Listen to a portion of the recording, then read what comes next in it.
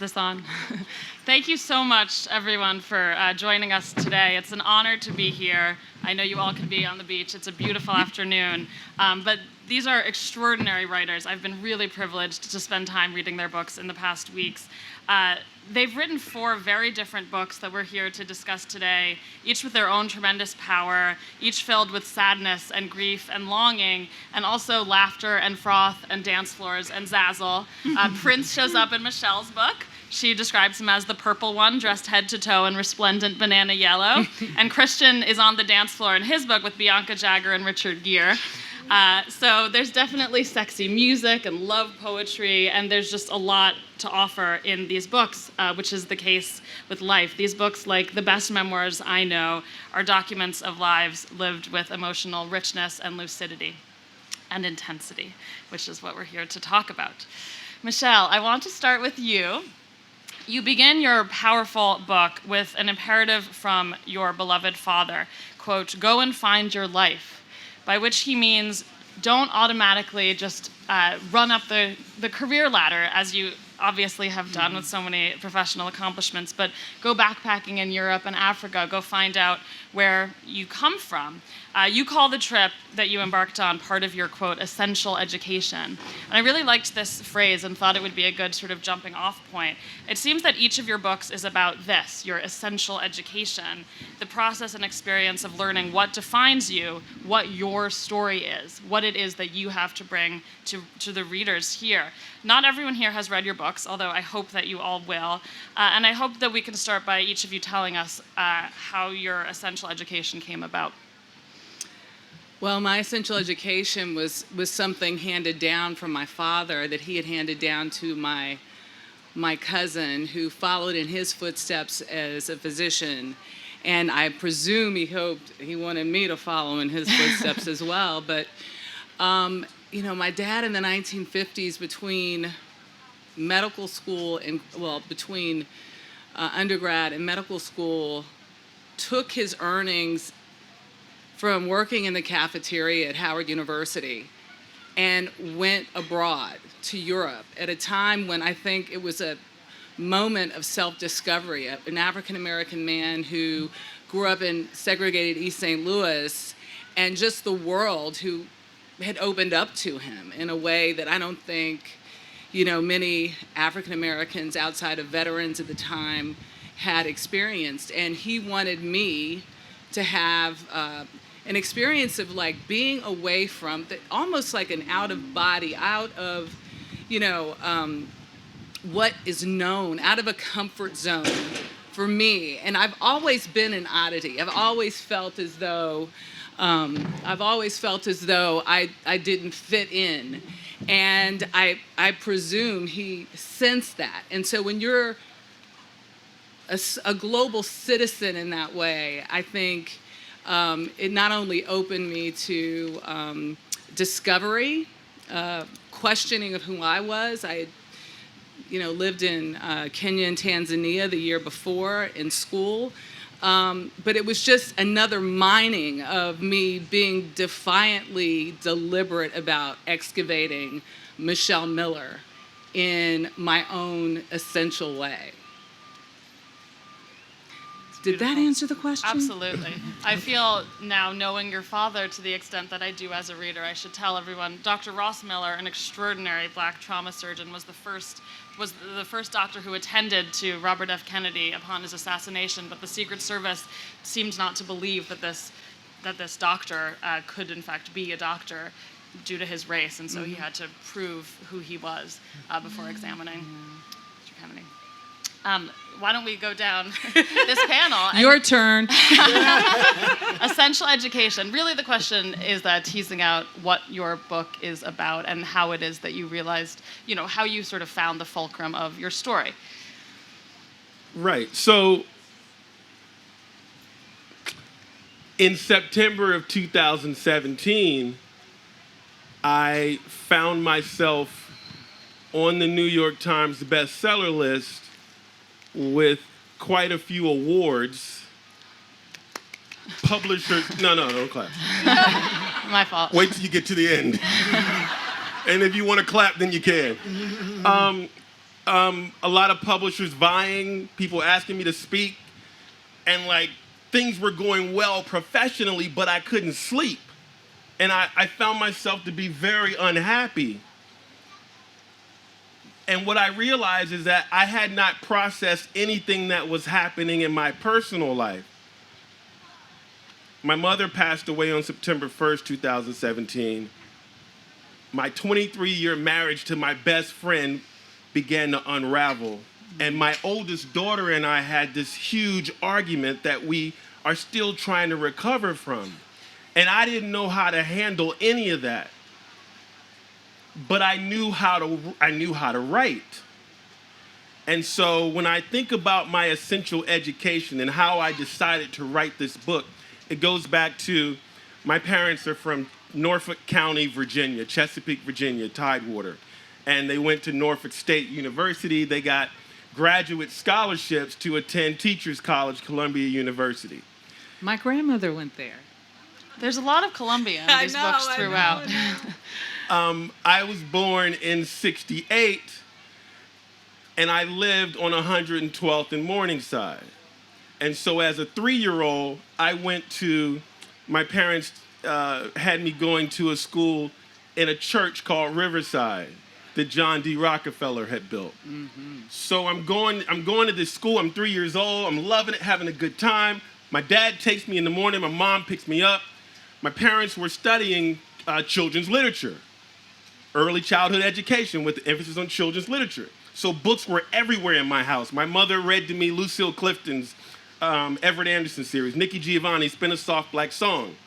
My favorite book that she read to me as a 3-year-old was called Fox in Socks.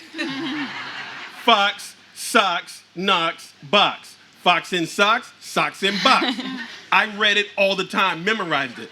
So one particular day at Riverside, my mom's gonna come pick me up, so I wanna impress her by building a house out of wooden blocks. And it's gonna be my castle for my mother.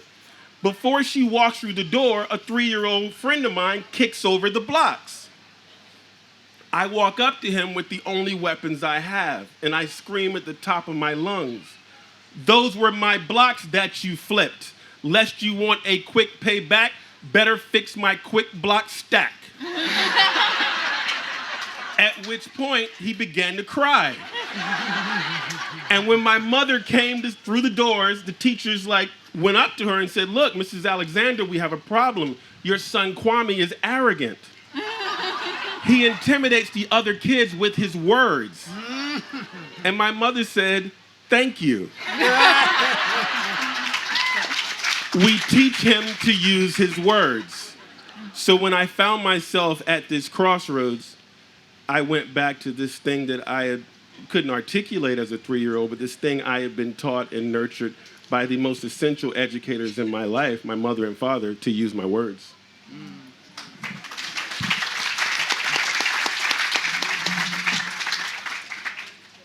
I guess it's sort of a truism, but I'm going to say it anyway. My education continues, I feel like.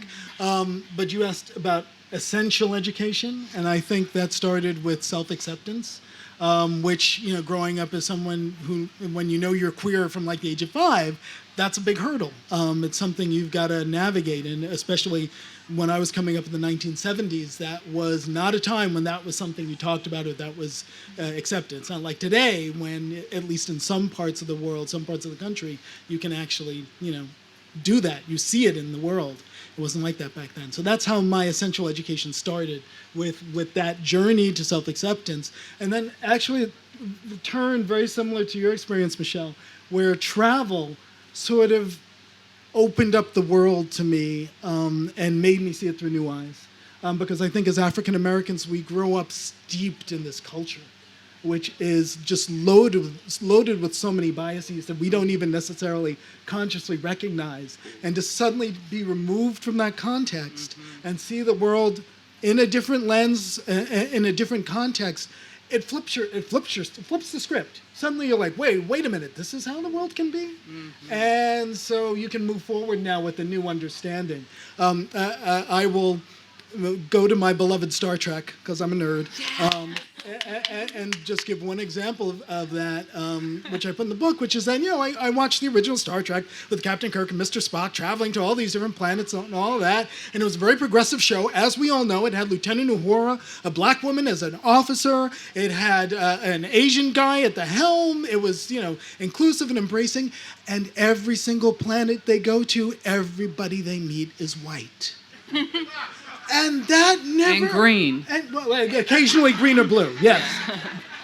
And that never occurred to me in all those years watching that show as a kid, that this idea that white is the default is somehow not correct.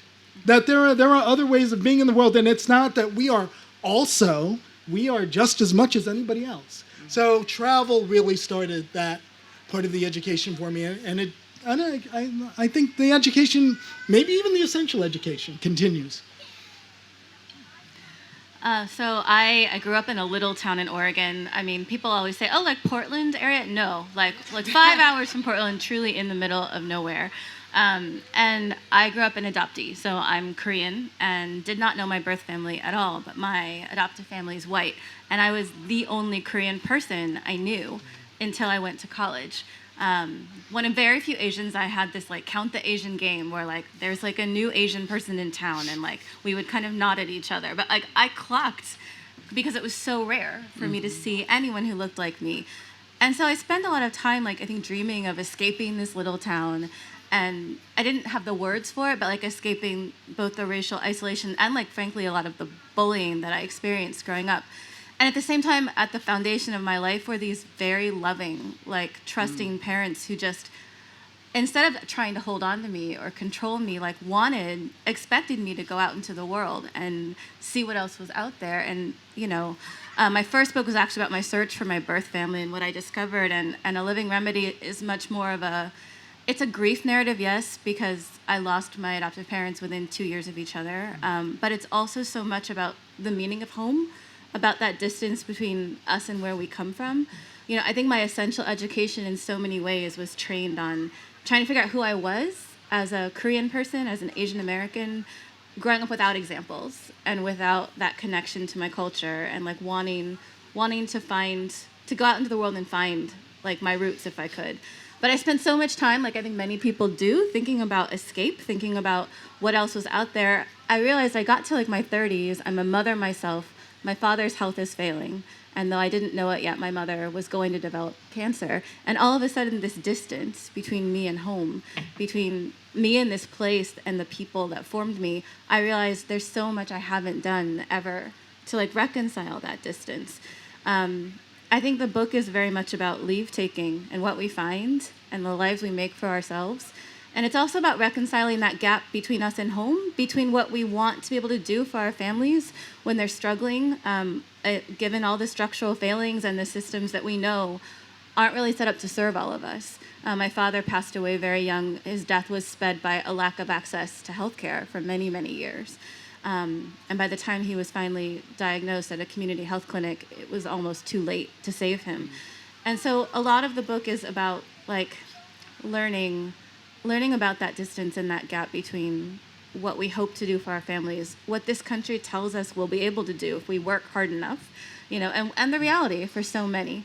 And for me, there was really no facing grief and everything it was going to teach me without also facing kind of how and why we lost my father when we did. My mother died in the early weeks of the COVID pandemic, so that was a separate journey. But I don't know, I think a lot of this book and a lot of my essential education has been about trying to learn, not based on what's handed to you, but what you observe. I've always been a really watchful person. I think some of that is from being the only Korean I knew in a very white town. But I wanted this book to sort of give voice to some of those complications and the connections that make us who we are, and sort of make what's often invisible more visible. I think the work of reckoning with who we are and where we come from is lifelong, and it doesn't end either when you leave home or when you face a loss like I did. So, thank you.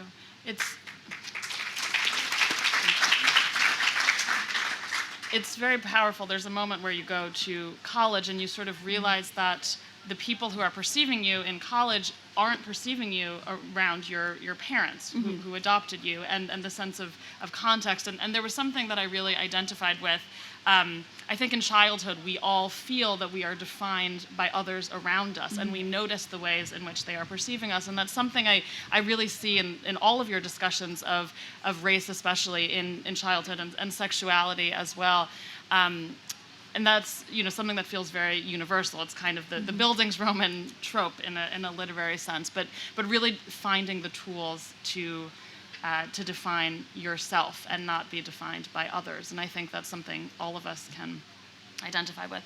What you're touching on, Nicole, is to me the really righteous, infuriating political valence of your book. And I think I would love to talk, just because of what you just very movingly said about that political vector. Michelle, you were the First Lady of New Orleans. That's a kind of electoral politics that most of us do not have experience in. But you write about your father's civil rights activism and what it ignited in your mother, whom you never knew, and how the woman you call Laura became more proud of her Mexican American identity. And Kwame, how your parents, your father, a pastor and Black liberation theologian, also marched. Nicole, to me, your book was perhaps the most explicitly political. The way you speak about class and money is really shot through with a profound sense of justice. And I wanted to read this aloud. You write about grieving under capitalism for the years with your father that were lost because he could not afford basic health care. The United States, you write, is a country that first abandons and then condemns people without money who have the temerity to get sick, accusing them of their own deaths. It is still hard for me not to think of my father's death as a kind of negligent homicide, facilitated and sped by the state's failure to fulfill its most basic responsibilities to him and others like him. You obviously feel radicalized by what happened, and that's something I saw in common with you, Christian. You became very, very famous overnight, the subject of a New York Times news alert, because of an instant in your life. I was profoundly moved by the way you wrote about being a Black man in America, and the way you, I can see your sense of responsibility as someone who is queer and as someone who is African American in writing about people who have had worse luck than you. And I think your sense of, I don't want to say gratitude, but common sense in terms of the fortune that you were, thank God, not hurt. The way you introduce your passage on Amadou Diallo, not with what happened to him, which we all know so well, but with him saying, him calling his mother and saying, "Mom, I'm going to college." I just want to jump in. Do people know who Amadou Diallo was? Okay, good. Just making sure. Thank you. Oh, sorry. No, okay, a lot of people don't. Amadou Diallo was an African immigrant who, in the Bronx, sitting on his own doorstep, minding his own business, guilty of no crime, 4 plainclothes cops came up to him and shot him dead in a hail of 41 bullets. And that led to a series of protests before there was sort of Black Lives Matter, before there was Black Lives Matter. And Christian, at which you were arrested for, taking part in protest. I think, as an extremely intelligent, gifted, Harvard graduate, I just found it very, very moving in your book, the way you clearly compare yourself and connect yourself with this suffering. Race is a huge theme in all of your books, and I'm aware of my own race and want to open up a conversation about the way race and sexuality have shaped your own work. There's a moment, I don't want to make this too self-referential, but there's a moment, Christian, in your book, and a very moving chapter about your father, in which someone mentions Martha's Vineyard, and you say, I've never been to Martha's Vineyard. So I kind of want to say, here you are. What are your impressions of the birds and the people? Well, I'm still learning. I've only been here for a few hours, but one of the reasons why I wanted to come to Martha's Vineyard is because it is such, in my imagination anyway, a unique place, because you think of, let's face it, expensive resort communities, and you don't necessarily think of them as having large black populations. Well, Martha's Vineyard does and has for a long time. So that makes it a really interesting place for me to come to visit. And I hope to see more of it. Yeah, and how did all of you consider the sort of political responsibility of your books, coming from backgrounds where there was this real political activism for some of you, and some of you, are activists yourself? I read your books as very political. It's so interesting because I cringe at the thought of it being a political, there being any political undertone, but you can't escape it. Mm-hmm. I'm a journalist, so I'm supposed to have sort of I don't know if you call it an even tone, but the experiences that I experience go right in line with the origin story of the book itself. And the origin of the book came out of a request from my senior producer, who knows my history and background, knows my vocality in terms of preaching, and I do preach access and making sure that all voices are heard in the newsroom, and also having covered social justice all the way back to the '92 uprising. So I'm from South Central Los Angeles, and when that community was erupting, I worked for a really interesting 24-hour news channel in Orange County, California, and I called them and said, please send a crew up here, and they said, no, keep your head down. We got it covered from the LA stations, and this was a station that spent thousands of dollars, tens of thousands of dollars, sending a crew and a reporter all the way over to the Persian Gulf because they wanted to get firsthand knowledge. And I just thought it was a complete blind's eye to what, I have this incredible bird's eye view and lens. But back to the folks at CBS who saw me. And I pulled out my phone when he said, we want your perspective on what this Black Lives Matter moment is in the wake 5 days after George Floyd. And I literally just stream of consciousness into my phone. There was a 5-minute script, verbate, that I sent to my producer. In the middle of it, I said, just without thinking, I turned the lens on myself and I said, racism has affected me my entire life.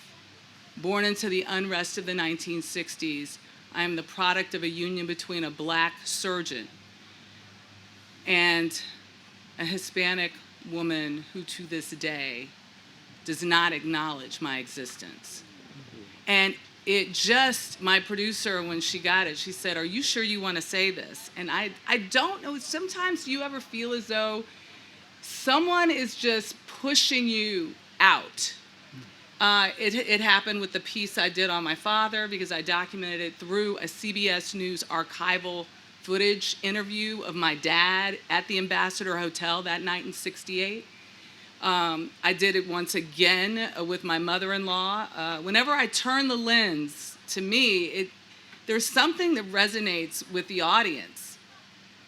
I don't do it a lot, but I did. And immediately Gayle King had a reaction to it because I think people see me and they presume things about me.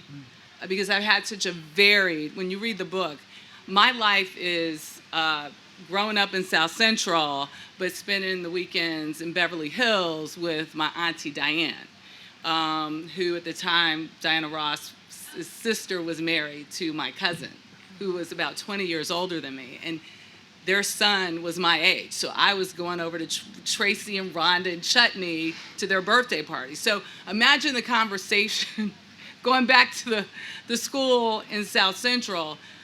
What did you do this weekend? No one believed me. But that varied experience is what I think captures the imagination of readers. And in case we don't get to everyone, I just want to say this one thing. I wrote this book because I knew that there were other people like me, other people whose origin stories were as strained as mine. And also because I am a child that was referred to at one point in time as a child out of wedlock, love child, bastard. And I just want folks to understand that those words hurt. Mm-hmm. I want folks to understand that my origin story I had nothing to do with. It is the story of so many people like myself from communities of color, but everybody has a secret like mine in their family tree. Everyone can pull a thread and somebody falls out, onto the carpet. But it's really essential that we don't define people by their origins, because you can create whoever you want to be outside. You belong here because you are here. Mm-hmm. And thank you.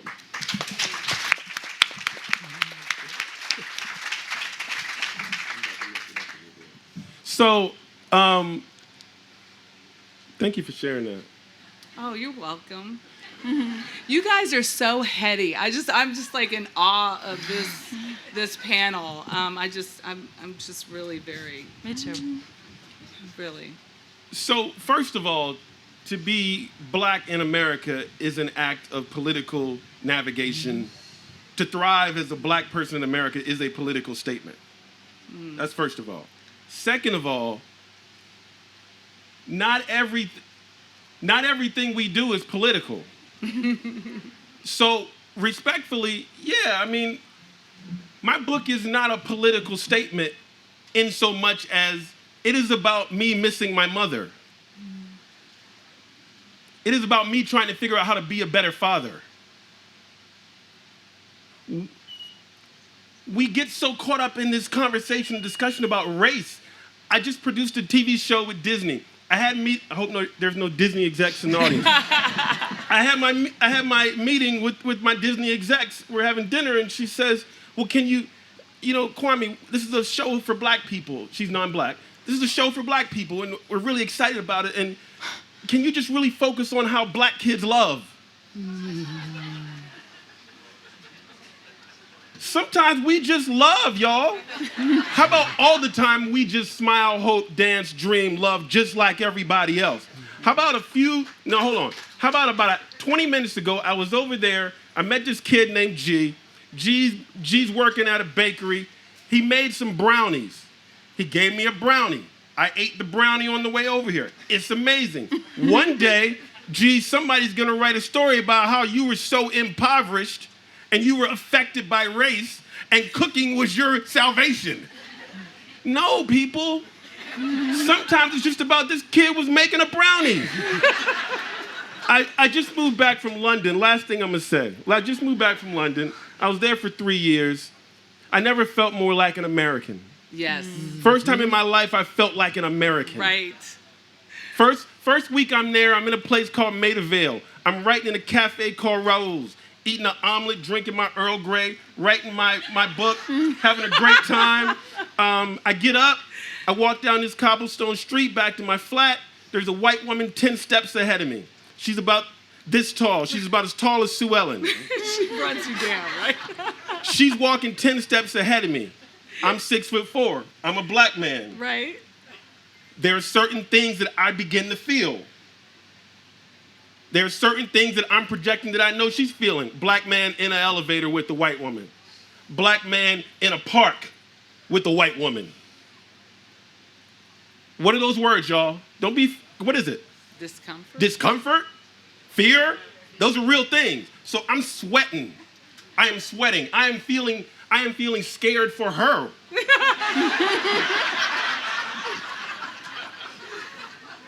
I'm tall, so I'm walking kind of fast. I got these long legs. I catch up to her, and I'm thinking, this is it. I'm drenched in sweat. I don't know. This is it. This is it for me. I don't know what that means, but something's about to go down. And this 4-foot British white woman looks up at me, and she says the words that will define the rest of my 3 years in London. Oh, hello!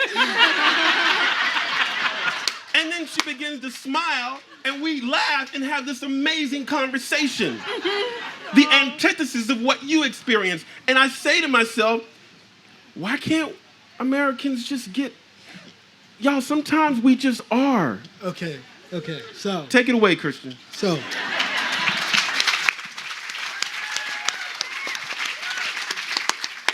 I wrote about this in the book. I'm in Australia. I'm in the outback. And I'm walking around looking at the stars because there's no lights, there's no town around, and there's no humidity in the atmosphere. So it's like someone took the stars and just brought them down here. And because I'm walking around, there's no street lamps and nothing. And suddenly I realize I have no idea where I am. Mm-hmm. It's before the era of cell phones, so I can't Google map myself out of this. I can't call anybody. And I am lost in a foreign country in the middle of the Australian outback with no idea where I am. Suddenly I see this little light far away in the distance, and it's this trailer. And I go walking up to this trailer, and I'm like, someone's in that trailer, someone's there. And I see this white woman alone walk out of this trailer in the middle of nowhere and start locking up to get into her truck and go home. And the only thing I can do is approach her, this large black man, and ask her for directions. And I'm like, she's gonna pull out the handgun all these Australians carry and drop me right there. I'm like, but I have no choice. So I go walking up to her and I'm like trying to make myself as meek as possible. I'm like, excuse me, ma'am, I'm totally lost. Do you know how I get back to town? And I'm looking for the terror and the fear in her eyes. And she goes, you go this way and you go that way, and just hop in my truck and I'll drive you. And I'm like, wait, what? Because I'm like, history of black men never riding in cars with strange white women. And she puts me in the car and she's like, oh, where are you from? I'm like, oh, I'm from New York, and I got totally lost because I was looking at the stars. And she's like, my husband runs the observatory up the hill. I'll take you back to my house. You can meet my teenage daughter, and we can hang out till he gets home. And I'm like, no. Takes me back to her house. Her teenage daughter's there pouncing around in her Aussie shorts, and I'm like, I'm not here. The husband comes in, big Australian dude. Hi, mate. Yeah, I just closed the observatory, but come on, I'll take you up there and I'll open it up for you and we'll take another look. Go up there, and it was a modest observatory of a couple of telescopes, not Mount Palomar or anything like that.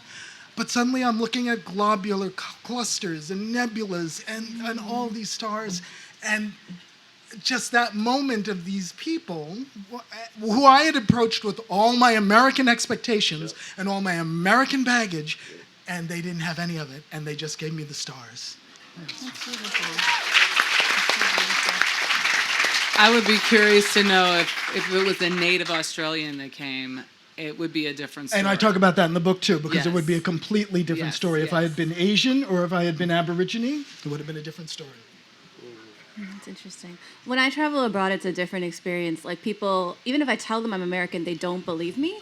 Or they're like, no, but like, where are your people really from? And then I'm like, why am I getting this in Europe? Like, this doesn't make any sense. But I was taken to task once at a gelateria in Rome for not speaking my native language fluently, meaning Korean. I had to explain to this stranger that I'm adopted, and it was just like a whole thing. So like, encountering those expectations abroad, it's like trying to convince people I am American is usually the challenge. But I love like your stories.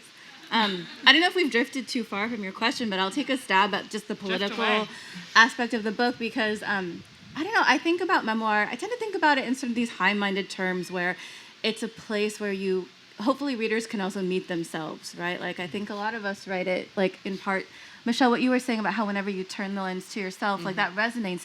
It's because that specificity, like the specificity the genre allows, that becomes like the most universal thing of all. Like, that's what people attach to, relate to.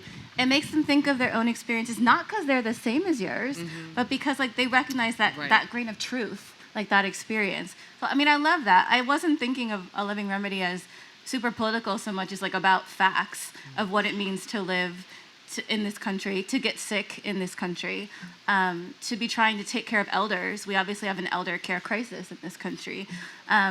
And in the end, there was kind of no facing my grief for my parents without like also confronting these systems that had failed them as they fail so many others. And I just remember this crystallizing moment after my father had died. You know, a friend told me it was such a common American death. Like, how many people here in this country die for the same reason every day? In his case, like, largely untreated diabetes and kidney disease that just kind of ballooned out of control. And we weren't able, like, to help him in time. And, like, living with that is part of my grief, and also recognizing it's not my fault. And the millions of other Americans who lose people in this way, it's not their fault, it's not your fault either. Like, it was just an important reality, I think, for me to face. But I didn't view it as an essentially political act writing it. It's not a polemical book. It just, I think the facts themselves can be quite damning, and you don't necessarily need to, like, preach about it. I think people know, you know, what it is to live here and what it is to be left behind here. Yeah, as a journalist, I'm just really curious, because facts are facts, and you know, it's like we're always caught in this moment of not, quote unquote, taking sides. But as the last 6 to 8 years have taught us, there seems to be just an unwavering pendulum switch, or shift, I should say, in a direction where facts no longer matter, and that people don't want essential truths. We talk about essential education, but there doesn't seem to be a yearning for essential truth, essential facts, essential education. And certainly now, what seems to be happening, and I'm throwing it back to the journalist here, in the quote-unquote political realm of your understanding of your life in these tomes, how do you get around that? I mean, how do you weave through it, and how do you, I mean, how do we clear it, I guess, is really my question.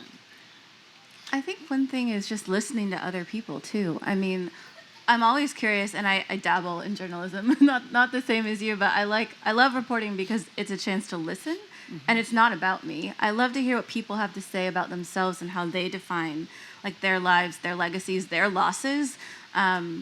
If you talk with people, you hear what's important to them, and if you reading your books, I mean, you can tell what's important to each of you. I think we need so much more than storytelling, but, like, one of the great virtues, I think, of this genre that we write in is just the opportunity to listen, to hear other voices, and to hear what's most important, like letting people define themselves for themselves and not what's put on you, like, because you're politicized or racialized in a certain way here. But, like, how do you define yourself beyond that? But for me, like, listening is a huge part of it. I think we need to seize our own narratives. And I'm going to say this because since we're talking about the political, and I've been itching to say this for the 2 panels I've been watching.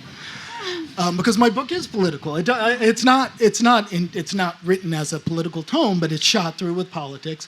And if there is one political thing that's in the book throughout, it's what my parents raised both me and my sister with, without it ever being stated explicitly, which is that if you see something wrong with the world, it is your responsibility to do something to fix it.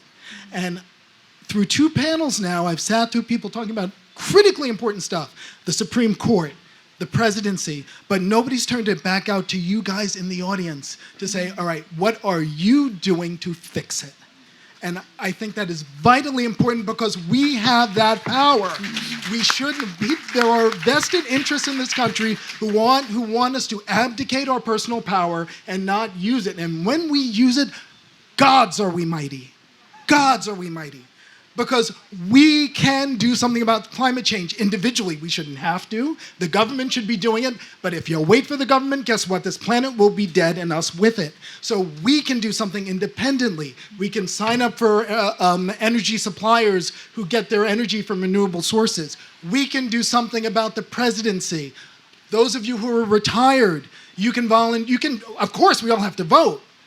But if you're retired, you can go out there and you can organize. You can, have a party where you send postcards to battleground states to get them out voting. Maybe some of you already have done that. Guess what? We got to do it all over again, because it's a sustained effort. If we want to keep that monster from getting back in, it's not going to happen by itself. It's on us. Off my soapbox. But yes, it's political. You're an ornithologist. It goes with the terrain. Got to save the birds. It's no, literally, it's on us to do something about I it. feel remiss. We've barely spoken about birds and about recipes. My raison d'etre. Exactly. I do want to talk about birds. I want to talk about Kwame's love poems. I want to talk about the recipes in Kwame's book. But what, Kwame, you were saying about September 2017 and as an acclaimed and extraordinary writer of children's literature and fiction, realizing that you have a zillion New York Times best-selling works and haven't perhaps turned the focus inward in a certain way. And I found a connection there with Christian in your book. You take to in your youth. Writing what you call Dr. Ramus, I hope I'm pronouncing that correctly, Dr. Ramus poems as part of, and I don't want to mischaracterize this, but a sort of Release valve. As a release valve, as a sort of festering need, as a charged place in which, as an outlet for you, and then once you in the book and in your life come out to your college roommates and then begin coming out to those in the communities around you, you stop writing those poems. And I think, we're talking about storytelling and we're talking about listening to people, and that's of the utmost importance. And listening to yourselves, I think, these books are all about actually doing the hard work of listening to your own suffering and acknowledging it. And I found that just an extremely moving connection. The title of Nicole's book comes from this very beautiful Marie Howe poem that I can't stop thinking about. The title is A Living Remedy, and it comes from a line in a poem that I will quote. It's because even grief provides a living remedy. And I think there's so much, grief is a through line in these books. And I do want to ask you if the wisdom that you have gained, and by forcing yourself, and again, I recognize these books are all different, so forgive the generalization, but by forcing yourself to look at this pain, do you feel it's justified by this process of actually writing the book, of crafting your story? And I realize that not every book is the same. So I didn't set out to write a memoir. I set out to write a book of love poems that I thought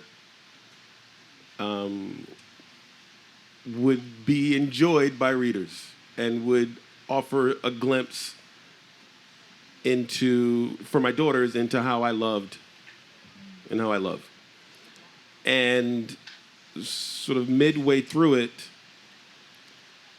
I realized that each of the love poems they were linked.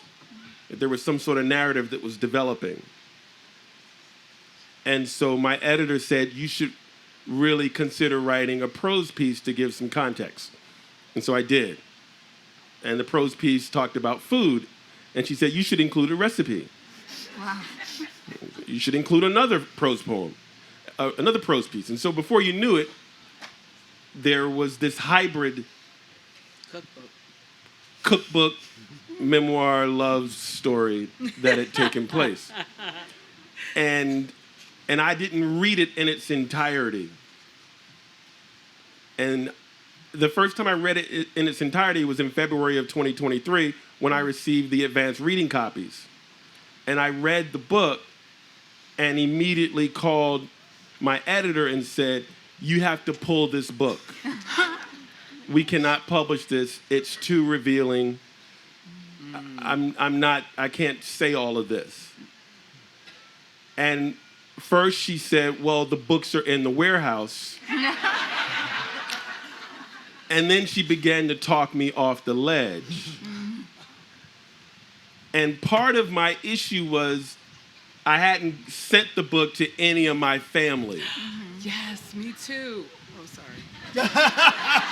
Tell us about that. Including my father. And my father I sent him the advanced reading copy. He read the book. And part of my beef with my dad was, look, you never said I loved you. Like, we never went to baseball games. Like, my dad was a staid academic. It was all about books. literature, dictionary, encyclopedia, words. That was it. And so I was like, so part of my beef in this book was I never got that sort of love I wanted. And so he read the advanced reading copy, and he called and he said, I read your little memoir. And so the last thing I'll say is, and then I was on Fresh Air, because nobody told me Terry Gross is no joke. And I should have known, because I listened to Terry Gross. But she's always talking to other people. I'm like, and she went in. It was hard. It was tough. It was the hardest thing I've ever done interview-wise. And so I just knew, because the first 45 minutes was all about my dad. And that's what she went in on. So I just knew my dad was going to have an issue. It was going to be a problem. And I really hoped that this book would become a portal. After I wrote it, I hoped it would become a portal to me having better, more authentic, vulnerable, real relationships with the people I love and the people who love me. The night after Terry Gross's interview, I get a text from my dad, 11 p.m. at night. And my dad says, Kwame, my mother and father never said I love you to me. He said, I knew they loved me because when I was in the Air Force in South Dakota, 2,500 miles away, my mother wrote me every week. He said, my father never wrote me, but I knew my father loved me because he bought the stamps and the envelopes for my mother. He said, when you get to what the old folks call the by and by, you'll understand how you were loved. And then he had about 17 emojis. My father and I, our relationship has gotten significantly more authentic and vulnerable. So there was a tremendous reward in me having written this memoir.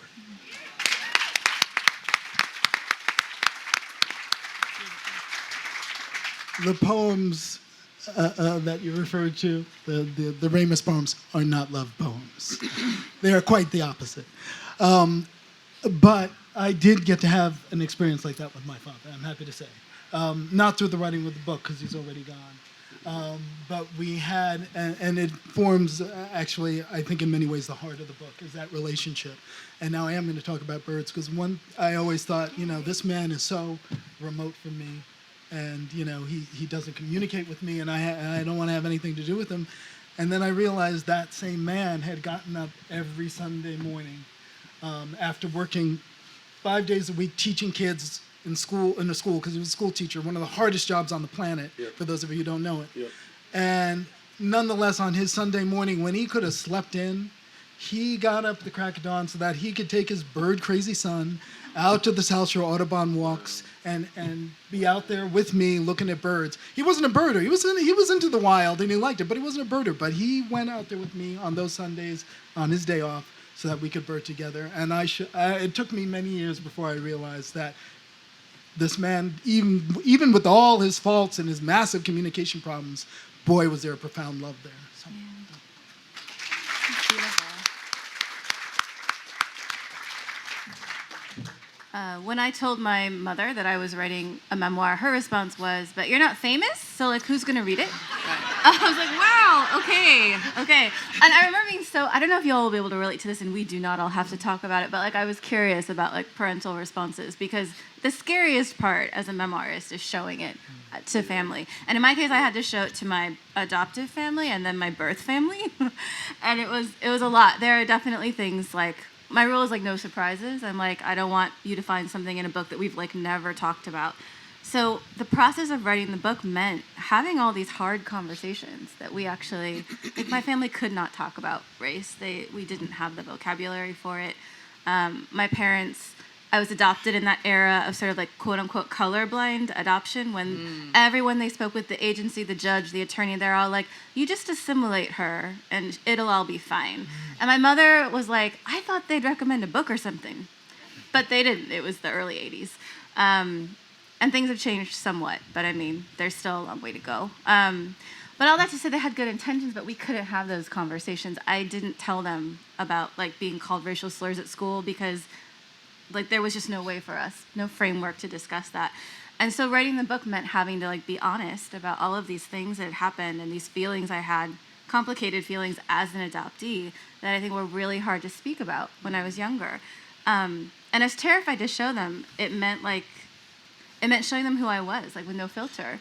And I don't know what I expected. They took forever to read it. Like 8 weeks passed, not a word. Oh my gosh. I reached out, I was like, it's not like War and Peace. Like, just like, I don't know, like a thumbs up or thumbs down. You gotta give me something because I'm gonna like explode. And like, honestly, what they said was, well, this isn't the book we would have written about our family, about your childhood, about your adoption. And that's okay. Like, the point is, it's like your memory, it's your perspective. I think they really chose to see me and see the project of the book despite not really understanding memoir and not really getting the world of publishing that I worked in. I mean, it was just kind of this radical act of acceptance. And I'm really grateful that we got to have that before they passed. I felt like there wasn't a lot that was left unspoken or unsaid, in the end, and that it's something that I find a little bit comforting now. So I will say this. So I believe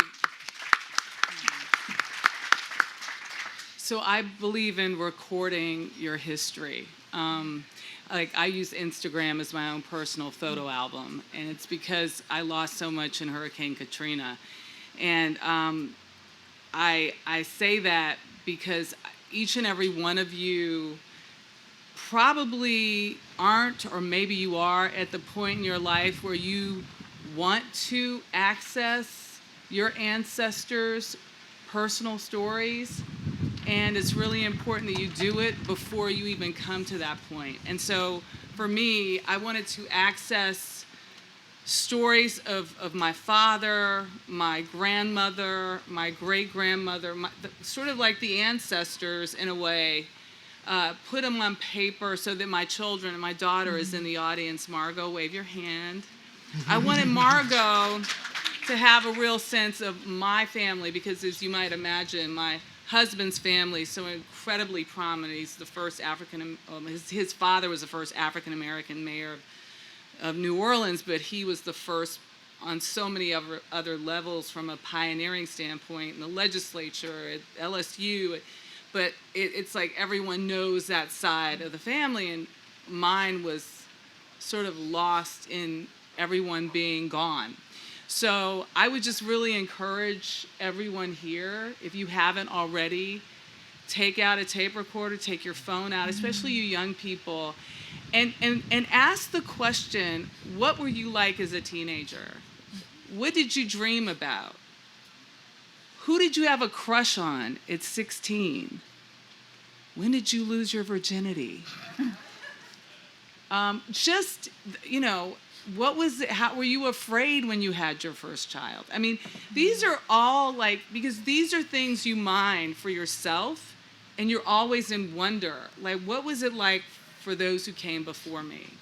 And just, that's my wish. Please join me.